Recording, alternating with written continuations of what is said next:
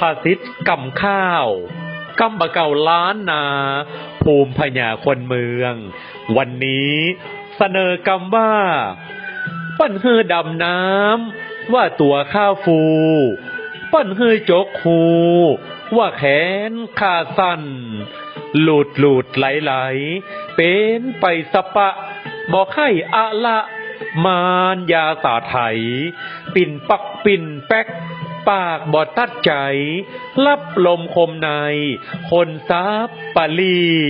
ลบป๊อดลบแป๊ดอย่างอันอย่างอีเล่เหลี่ยมตึงมี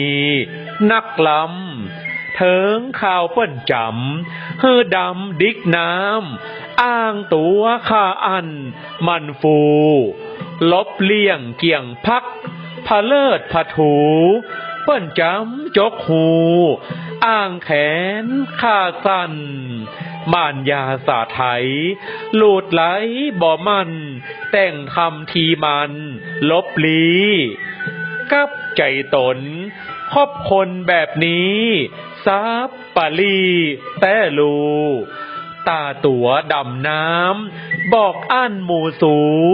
ว่าตัวข้าฟูดำตึงบ่ได้แขนข้าสั้นล้ำบอกคือหูสูจะฮือจกหูข้าจกบ่ได้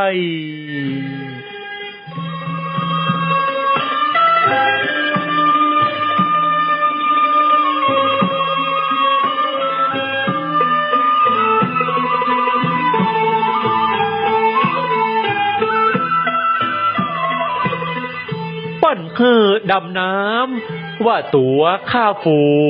ปั้นฮือจกหูว่าแขนข้าสั้นความหมายลบเลี่ยงเกี่ยงงานด้วยการอ้างเหตุผลต่างๆนานาเพื่อเข้าข้างตัวเก่าอุปมาเหมือนดั่งโบราณเปรียบเทียบว่าเวลาปั้นฮือดำน้ำก็อ้างว่าบ่สามารถทำได้เพราะตัวมันฟูหรือว่าลอยเวลาปั้นฮือจกหูก็อ้างว่าบ่สามารถทำได้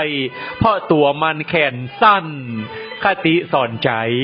คนซับปะลีขี้วอกมีมารยาสาไถย่อมบ่เป็นที่เปิงใจของคนต่างหลาย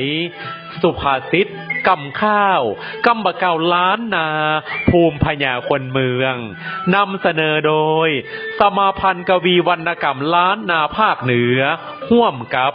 สถานีวิทยุกระจายเสียงแห่งประเทศไทยจังหวัดลำพูน